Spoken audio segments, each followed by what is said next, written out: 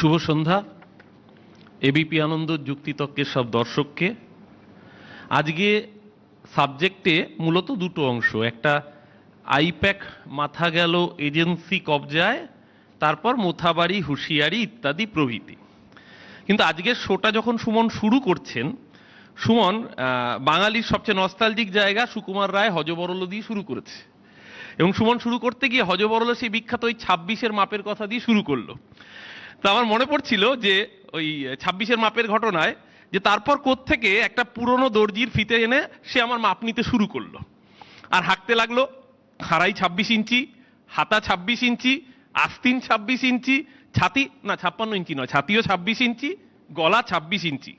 আমি ভয়ানক আপত্তি করে বললাম, এ হতেই পারে না, বুকের মাপও 26 ইঞ্চি, গলাও 26 ইঞ্চি। আমি কি শুয়োর? বালাই ষাট। হরিয়ানায় ভোট চুরি, মহারাষ্ট্রে ভোট চুরি, বিহারে ভোট চুরি, কি বলতে চান? আমি কি চোর? হিজিবিজ হিজিবিজিবিজ। সহস্রে বলল, না না বালাই ষাট, আপনি চোর হবেন কেন? আপনি তো নির্বাচন কমিশন, আপনি ভোট চোর। আমার মনে হচ্ছে এর থেকে ভালো উপমা সুমন আর কিছু শুরু করতে পারতো না। আজকে প্রথম বাক্যবন্ধ হচ্ছে আইপ্যাক মাথা গেল এজেন্সি তরজায়। তো নজরুলবাবু বলছিলেন যে 2020 সালে সিবিআই মামলাটা নেয়। মামলাটা যেহেতু ইকোনমিক অফেন্স, সেখানে ইডি আসে তারপরে 22 নাগাদ ইডি মামলাটা টেক ওভার করে। ভাবুন 2022, 23, 24, 25, 26-এর ভোটের ঠিক আগে আগে ইডির মনে হলো যে তাহলে আইপ্যাক কয়লা দুর্নীতিতে অভিযুক্ত আছে, তার মানে আইপ্যাককে গ্রেপ্তার করতে হবে বা রেড করতে হবে। আমি সুমনের কথা শুনতে শুনতে চমকে উঠছিলাম। সুমন অভিষেক বন্দ্যোপাধ্যায়কে কোট করলেন যে ডিজিটাল যোদ্ধা কনক্লেভে, আমি নিজে সেই কনক্লেভে উপস্থিত ছিলাম, যে অভিষেক বন্দ্যোপাধ্যায় বলেছেন যে শুধুমাত্র কলকাতার ডিরেক্টর কেন, আরো তো ডিরেক্টর রয়েছে। মানে অভিষেক বন্দ্যোপাধ্যায় যে ইডি চালান, এইটা আমি জানতেই পারতাম না যে অভিষেক ব্যানার্জির কথা শুনে তাহলে কি ইডি রেড করলো। মানে আমার এই প্রশ্নটা থাকলো। তো যাই হোক, সেই প্রশ্ন আমি আসছি না এখন। তো 2026-এ আইপ্যাকের একজন ডিরেক্টরকে গ্রেপ্তার করা হচ্ছে কখন? ঠিক ভোটের মুখে মুখে। এবং ন্যারেটিভ, এই যে একটু আগে আমার পূর্ববর্তী বক্তা বলছিলেন যে অমুকের জন্য তাকে জেরা করা উচিত, তমুকের জন্য জেরা করা উচিত ইত্যাদি প্রভৃতি। তো আমি আজকে দেখছিলাম যে এখানে দেখুন, দর্শকদের মধ্যে যেরকম মতের অমিল থাকে, বক্তাদের মধ্যেও পক্ষ বিপক্ষ ভাগ থাকে।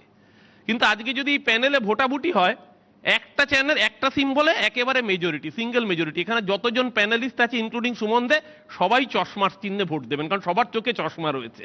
তো আমি নজরুল বাবুর চশমাটা কোন পার্টিকুলার দোকানের বা কোন পার্টিকুলার ব্র্যান্ডের আমার জানতে ইচ্ছে করছে। যেই চশমায় শুধুমাত্র একটা চোখেই পাওয়ার থাকে, অন্য চোখের পাওয়ারটা চলে যায়। আমার খুব জানতে ইচ্ছে করছে এই কারণে, তার কারণ নজরুল বাবুর অনুপ মাঝির কথা মনে হলো। অনুপ মাঝির বয়ানে সুমন সঠিকভাবেই বলেছেন যে জনৈক কোন অভিষেক ব্যানার্জি, সে তো কংগ্রেসের প্রতিনিধি অভিষেক ব্যানার্জি, সেও তো সুমন শোতে মাঝে মাঝে আসে। তো ইডির যদি এত হিম্মত থাকে, কোন পার্টিকুলার অভিষেক ব্যানার্জি সেই নামটা করতে পারছে না কেন? কিন্তু আমরা তো দেখেছি, কেন নজরুল বাবু চশমাটা সম্পর্কে আমার জানার ইচ্ছে, আমরা তো দেখেছি যে সারদার কথা এইখানেই আজকে আলোচনায় উঠলো। সেই সারদার প্রাইম অ্যাকিউজ সুদীপ্ত সেন, সে হলফনামা দিয়ে জানিয়েছে যে কোন শুভেন্দু অধিকারী তাকে টাকা দিতে বাধ্য করেছে। কোন শুভেন্দু অধিকারী সারদায়, এই কন্টাইয়ে সারদা এনক্লেভ তৈরি করতে, যেই জায়গায় G+4 এর বাইরে কোস্টাল রেগুলেশন একটা বিল্ডিং প্ল্যান হওয়ারই ক্ষমতা নেই, সেইখানে কারা এইরকম অট্টালিকা বানানোর জন্য চেকে আর ড্রাফটে টাকা দিয়েছিল, কারা সারদার অফিসে গিয়ে টাকা আনতো, সেই হলফনামা তো খোদ সারদা কর্তা দিয়েছেন। তো নজরুলবাবু চশমাটার প্রতি আমার বিশেষ আকর্ষণ হলো যে চশমায় শুধু অনুপ মাঝির বক্তব্য দেখা যায়, বাকিদের বক্তব্যগুলো দেখা যায় না। আমি আজকের এখানে বিরোধীদের মধ্যে থেকে প্রথম বলতে উঠেছিল দেবজিৎ। তো দেবজিতের কথা শুনতে শুনতে আমার ভালোই লাগছিল, আমাদের বিরোধী এবং আজকে বিজেপির অন্যতম প্রধান মুখপাত্র। দেবজিৎ বলছে যে আগে না জানলে, মমতা ব্যানার্জি বলেছিলেন আগে জানলে চোরদের আমি টিকিট দিতাম না। দেবজিতের বুকটা বোধহয় এখন একটু চিনচিন করে। যাদের কথা বলেছিলেন মমতা ব্যানার্জি আপনি মিন করছেন, তার প্রধান নাম তো শুভেন্দু অধিকারী। এখনো কি বিজেপির আদি নব্যের দ্বন্দ্ব মেটেনি? আমার জানার ইচ্ছে রইল, কৌতূহল রইল, কারণ আপনি যেভাবে ব্যাপারটাকে খুঁচিয়ে তুললেন, আমার তো মনে হলো আবার বিজেপির ওই আদি নব্যের গোয়াল ঘরে গুতোগুতি শুরু হয়ে গিয়েছে। উনি বলছেন কেরালা আর তামিলনাড়ুতেও এসআইআর হচ্ছে, এটা একটা ক্লিশে হয়ে যাওয়ার লজিক। হ্যাঁ, কেরালা তামিলনাড়ুতে এসআইআর হচ্ছে, তাতে এত হইসই রই রই হয়নি, কারণ একটা সুনির্দিষ্ট কারণ রয়েছে। কেরালা আর তামিলনাড়ুতে যখন এসআইআর হচ্ছে, মাথায় রাখতে হবে বিজেপি কেরালা আর তামিলনাড়ু দুটো রাজ্যেই প্রান্তিক শক্তি, প্রধান বিরোধী মুখ বা প্রধান শক্তি নয়। কেরালায় লড়াই কংগ্রেসের সাথে সিপিএম এর, ইউডিএফ এর সাথে এলডিএফ এর, সেখানে সিপিএম ছাগলের তৃতীয়, এই বিজেপি ছাগলের তৃতীয় সন্তান কার্যত। আর তামিলনাড়ুতে স্ট্যালিনের পার্টির সাথে এআইএডিএমকে লড়াই হচ্ছে, সেখানে বিজেপি সহযোগী মাত্র, বিজেপি মূল ফোর্স নয়। তাই যে রাজ্য ওরা জানে যে এসআইআর এর নাম করে যদি বৈধ ভোটারকে বাদ দেওয়া যায় তাহলে রাজ্যের ক্ষমতা দখলে সুবিধা হবে, তাই খুব স্বাভাবিকভাবে এই রাজ্যে দাঁত নখ বের করে নামবে। অন্য কোন রাজ্যে এইরকম আন্ডার অ্যাডজুডিকেশন হয়ে নাম ডিলিট হয়েছে নাকি? দেবজিৎ তারপরে কথাগুলো এত মিষ্টি বললো, আমার ভারী ভালো লাগছিল শুনতে শুনতে। ঠিক এই একই কথা আমরা 2018-তেও শুনেছি। তো ক্ষমতায় এলে, ত্রিপুরায় শুনেছিলাম, ক্ষমতায় এলে ডিএ দিয়ে দেব, কোনো ডিএ বাকি থাকবে না। সরকারি কর্মচারীরা চেয়ার থেকে পড়ে যাবে শুনলে। সরকারি কর্মচারীরা বলবে, আরে আগে সেই 2014-তে 15 লাখ দিয়েছেন মশাই, ও 15 লাখ এখন খরচই করে উঠতে পারিনি, আবার ব্যাংকে এত টাকা জমে যাবে ডিএ দিলে। ব্যাংকে বেশি টাকা রাখলে তো মুশকিল, নীরব মোদী মারবে না মেহুল চোকসি মারবে বুঝতে পারছি না। তার থেকে বাবা দরকার নেই, বিজেপি যখন ডিএ দেওয়ার প্রতিশ্রুতি দেবে তখন একটু চুপে তাপে থাকা ভালো। কারণ 7th পে কমিশন কি হতে পারে ত্রিপুরা সরকারি কর্মচারীরা আজও বুঝছেন। উল্টে 10,323 জন শিক্ষকের চাকরি নিয়ে আন্দোলন করে যে বিজেপি ক্ষমতা এসেছিল, এসে একজনকেও শিক্ষকের চাকরি দিতে পারেনি। কাউকে দারোয়ানের চাকরি দিয়েছে, তাও চাকরি চলে গিয়েছিল, সুপ্রিম কোর্টে গিয়ে হাতে পায়ে ধরে কাউকে দারোয়ানের চাকরি, কাউকে মালিক চাকরি, শিক্ষকদের দিয়ে এই কাজ করিয়েছে। মুশকিলটা হচ্ছে যে এখানে আমরা তৃণমূলের দুজন রয়েছি, বাকি সকলের অভিমুখ খুব স্বাভাবিকভাবেই রাজ্যের শাসক দল হিসেবে আমাদের বিরুদ্ধে থাকবে। এখানে অফিসিয়ালি বামেদের প্রতিনিধি নেই, কিন্তু বাদশা বাম মনস্ক, আমি বাদশার অভিনয়ের ভক্ত, কিন্তু বাদশার বক্তব্যে কার্যত পার্টি বক্তব্যের রিফ্লেকশন উঠে আসবে, সেটাই স্বাভাবিক এবং কার্যক্ষেত্রে তাই হয়েছে। আমি জানি না শামীম সেদিনকে বিকাশবাবুর নমিনেশন জমা দেওয়ার সময় সোচ্চারে গিয়েছে, এখানে অবশ্য সিপিএম এর প্রতিনিধি হিসেবে নয়, এখানে আইনজীবী হিসেবে সম্ভবত এসছে, আমি জানি না, আমার ভুল হতে পারে। তো বাদশা বলছিলেন প্রোডাক্ট মার্কেটিং এর কথা। আমার বাদশা যখন বলছিলেন, আমি বাদশার বক্তব্যেরও খুব ভক্ত, শুধু অভিনয়ের ভক্ত বললে ভুল হবে, আমি বাদশার বক্তব্যেরও ভক্ত। বাদশা যখন বলছেন প্রোডাক্ট মার্কেটিং হবে, আমার বাদশা বিশ্বাস করুন 2019 সাল এপ্রিল মাসে যে কটা ফেজে লোকসভা নির্বাচন হয়েছিল, গণশক্তির সেই দিনের প্রথম পাতাটা খুলে দেখবেন নরেন্দ্র মোদীর পাতাজোড়া বিজ্ঞাপন ছিল। গণশক্তি হতেই পারে তিনি একটি পেপার, তারা পেপারের রুলস অনুযায়ী বিজ্ঞাপন নেবে, সব ঠিক আছে। এই যে আপনি বললেন না নীতি, প্রিন্সিপাল ইত্যাদি প্রভৃতি, এই প্রোডাক্ট মার্কেটিং যখন গণশক্তি বিজেপির বিজ্ঞাপন নেবে বা কেন্দ্রের বিজ্ঞাপন নেবে, প্রোডাক্ট মার্কেটিং করতেই পারে, কিন্তু এই নীতি ইত্যাদি প্রভৃতি, আমি তো পার্টির মুখপত্র, সেই জায়গায় দাঁড়িয়ে পাতাজোড়া বিজ্ঞাপন নিতে পারি। বাদশা আরো একটা কথা বললেন, বাদশা বললেন ইলেকটোরাল বন্ড একটা দুর্নীতি। হ্যাঁ ঠিকই তো, ইলেকটোরাল বন্ডে অনৈতিক কাজ হয়েছে, সুপ্রিম কোর্ট বলেছে। উনি বললেন যে সিপিএম এর আইনজীবী, মূল যে লড়াইটা লড়েছিলেন তিনি প্রশান্ত ভূষণ, তিনি সিপিএম এর আইনজীবী ছিলেন না।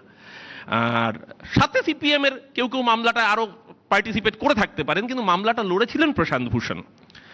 তো উনি বললেন যে ইলেকটোরাল বন্ডে সবচেয়ে বেশি টাকা বিজেপি নয় নিয়েছে, বিজেপি তৃণমূল টাকা নিয়েছে। ইলেকটোরাল বন্ড তো সরকার নির্দিষ্ট করেছিল, একটা সরকারি প্রথা মেনে একটা দল, তারা সেই প্রক্রিয়া, বাকি সব দল অংশগ্রহণ করেছে। আপনি বলবেন সিপিএম করেনি, না সিপিএম ইলেকটোরাল বন্ড না, সিপিএম হচ্ছে জেমস বন্ড। সিপিএম ছোটখাটো বন্ডে চলে না। যে কর্পোরেশন সারা ভারতবর্ষের সবচেয়ে বেশি রাজনৈতিক দলগুলোকে চাঁদা দেয়, তার মধ্যে অন্যতম হচ্ছে লটারি কিং সান্তিয়াগো মার্টিন। এই সান্তিয়াগো মার্টিন সম্পর্কে আমি বলছি না বাচ্চা, আপনি যে মনস্কে বিশ্বাস করেন, যে তত্ত্বে বিশ্বাস করেন, তাদের নেতা আপনার পূর্বতর মুখ্যমন্ত্রী কেরালার VS Achuthanandan. In 2007 a political scandal broke out in Kerala state when then the communist chief minister V.S. Achyutanandan spoke out against his party's newspaper accepting a donation of crores from Mr. Martin. The party finally accused, and at the time Mr. Achyutanandan had launched a crackdown on illegal lotteries in the state. আমরা বলছি না, বিবিসির article আমি চাইলে আপনাকে WhatsApp করেছি, আপনি Google করলে পেয়ে যাবেন আজকালকার দিনে। আমরা বলছি যে ইলেকটোরাল বন্ড আপনি বলতেই পারেন ভালো বা খারাপ, সুপ্রিম কোর্ট রায় দিয়েছে, একটা পদ্ধতি যেটা দেশের সরকার বলে দিয়েছিল, সেই পদ্ধতি অনুযায়ী সব দল আবেদন করেছে, কংগ্রেস টাকা পেয়েছে বিজ্ঞাপন বরাদ্দ বাবদ, কর্পোরেট বরাদ্দ বাবদ তৃণমূল পেয়েছে, ডিএমকে, এডিএমকে, এসপি, বিএসপি, আরজেডি সবাই পেয়েছে কর্পোরেট বন্ড সেই জায়গা থেকে। হ্যাঁ, বিজেপি তার বিনিময়ে চান্দাদো ধান্দালো এই এক্সাম্পলটা সারা ভারতবর্ষে সেট করেছে, আমি আপনার সাথে একমত। আপনি বলছেন সিপিএম নেয়নি, সিপিএম ইলেকট্রাল বন্ড নেয়নি, জেমস বন্ড নিয়েছে, ডাইরেক্ট টাকা নিয়েছে এই সান্তিয়াগো মার্টিনের মতো লটারি কিংদের থেকে। তো তারপরে আসলেন জহরবাবু। জহরবাবুকে আমি অত্যন্ত শ্রদ্ধা করি। আমি এর আগের শোতেও, সুমনের শোতেও আমি জহরবাবুর কাছে এটা জানতে চেয়েছিলাম, আমি আজকে তাই আর এটার পুনরাবৃত্ত করব না। আমি শুধু দেখলাম জহরবাবু সত্যি বলেন ওনার আর নজরুল সাহেবের কোনো স্বার্থ নেই, তাই উনি বোধহয় সঞ্চালকের জায়গা নিচ্ছেন, ভারসাম্য বজায় রাখছেন। আচ্ছা, জহরবাবু তাহলে রাজ্যসভায় তৃণমূলের নির্বাচিত হয়ে রাজ্যসভায় গিয়েছিলেন কি সিপিএমকে সমর্থন করতে? অবশ্যই জহরবাবু বিরক্তিতে, বিজেপির উপর বিরক্তিতে সেদিনকে তৃণমূলের সাংসদ পদ নিয়েছিলেন, সেই বিরক্তি তো সব বাঙালির আছে। কিন্তু তৃণমূল তাকে সেই স্পেসটা দিয়েছিল যাতে জহরবাবু তার পোটেনশিয়ালকে ব্যবহার করে এই বিজেপি নামক ফ্যাসিস্ট শক্তির বিরোধিতায় আপনি শান দিতে পারেন। তো সেই জায়গা থেকে তো ন্যূনতম জহরবাবুর কৃতজ্ঞতা থাকা উচিত। তো জহরবাবু বলছেন যে আমি কোনো স্বার্থ নেই, আমি নিরপেক্ষ, আমি সবার বিরুদ্ধে বলবো, বলতেই পারেন, সবার বিরুদ্ধে বলাটাই তো গণতন্ত্র। কিন্তু সেটাও তো স্বীকার করতে হবে যে তৃণমূল আপনাকে সেই সম্মানটা দিয়েছিল এবং আপনি ওখানে গিয়ে বিজেপি বিরোধিতার পরিসরটাকে আপনি সত্যি সত্যি দৃঢ় করেছেন। সেটা নিয়ে আরো অদ্ভুত উনি বললেন যে আইপ্যাককে তুলনা করেছেন, যেটা সুমনও বললে, যে আরএসএস এর সাথে একটা কর্পোরেটকে নিয়ে আসছেন একটা মানে ধর্মীয় ফ্যাসিজমের সাথে তুলনা করতে। দুটো কোনো তুলনা হয় নাকি? একটা কর্পোরেট সংস্থা আর উল্টো দিকে এমন একটা মতাদর্শ যারা বিশ্বাস করে এক দেশ, এক ভাষা, এক নিশান, এক ধর্ম, এক খাদ্যাভ্যাস, তার সাথে একটা কর্পোরেট সংস্থার কোনো তুলনা হয়? আরএসএস এর এটা করে আপনি যেটা করলেন যে আরএসএস এর যে ভয়ঙ্কর আগ্রাসী ভয়ঙ্কর ফ্যাসিজম, সেটাকেই তো আপনি খাটো করে ফেললেন। আপনার কাছ থেকে আমি, আপনার মতো মননের মানুষের কাছ থেকে বোধহয় এইটা বাঙালির জন্য প্রত্যাশিত ছিল না।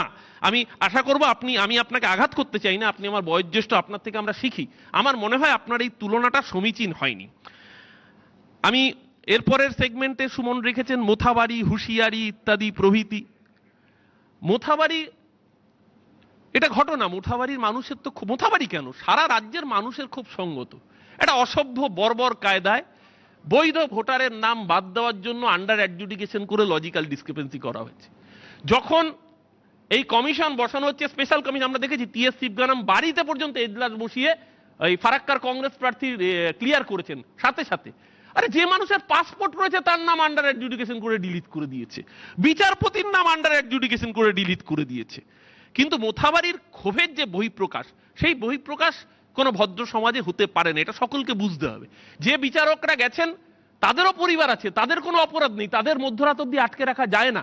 আপনার ক্ষোভ আছে সেটা যেরকম সঙ্গত, তেমনি তার বিনিময়ে একজন মহিলা জুডিশিয়াল অফিসার হন বা পুরুষ হন, তাকে এইরকম ভাবে দিনের পর দিন বা ঘন্টার পর ঘন্টা এইভাবে আটকে রাখাটা যুক্তিসঙ্গত নয়। তাতে আন্দোলনের যে অভিমুখ, সেই অভিমুখটাই দুর্বল হয়ে যায়।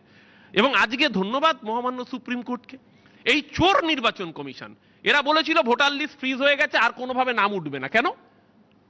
এই যে 27 লক্ষ মানুষের নাম বাদ, এরা যাতে ভোট দিতে না পারে তার জন্য বেছে বেছে ডিস্ট্রিক্ট বেছে বেছে, যেখানে সংখ্যালঘু মানুষের পার্সেন্টেজ বেশি, সেই ডিস্ট্রিক্ট বেছে বেছে নাম বাদ দেওয়া হয়েছে। সুমন আগের দিন ঘন্টাখানেকে পরিসংখ্যান দিয়ে দেখিয়েছে যে কিভাবে মালদা, মুর্শিদাবাদ, উত্তর 24 পরগনা, দক্ষিণ 24 পরগনা, পূর্ব মেদিনীপুর এবং উত্তর দিনাজপুর, এই 6টা জেলা থেকে, আমি সুমনের সাথে নিজেও বলেছি 60 লক্ষের মধ্যে 40 লক্ষ শুধু এই 6টা জেলা থেকে হয়েছে। এবং যে 27 লক্ষ বাদ গেছে, প্রপোর্শন করলে দেখা যাবে সবচেয়ে বেশি নাম এই জায়গাগুলো থেকে, যেখান থেকে সংখ্যালঘু অধ্যুষিত মানুষের নাম বেশি।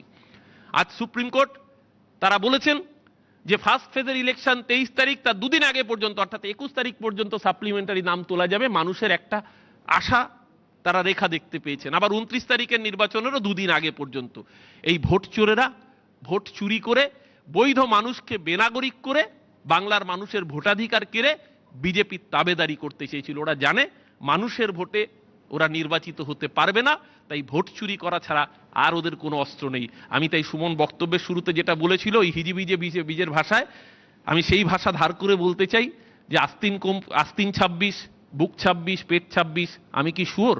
না, আমরা কেউ শুয়োর, বা এক সময় যারা বলতো পার্লামেন্ট হলো শুয়োরের খোয়ার, আমি কোনো দিকেই যেতে চাই না। আমরা শুয়োরও হতে চাই না, শুয়োরের খোয়ারও বলতে চাই না। আমরা চাই নির্বাচন কমিশন যেন নির্যাতন কমিশন না হয়, নির্বাচন কমিশন যেন কৃতদাস কমিশন না হয়। তারা যেন সত্যিকারের নির্বাচন কমিশনারের ভূমিকা পালন করে, যেই ভূমিকা একসময় জওহরবাবুরা যখন দায়িত্বে ছিলেন সঠিকভাবে পালন করেছিলেন। মাথাটা উঁচু হয়ে যেত যখন সুকুমার সেনের মতো মানুষ ভারতবর্ষের প্রথম নির্বাচন কমিশনারের ভূমিকা পালন করেছেন। আর তারপর দেখতে হয় যখন একটা মানুষ, যার নাম গোটা দেশের মানুষ করে দিয়েছে ভ্যানিশ কুমার, নির্বাচন কমিশন নামক সাংবিধানিক পত্তার লজ্জা ছাড়া আর কিছু থাকে না। তাই ভোট চোরেদের ভোট চোরই বলবে বাংলা।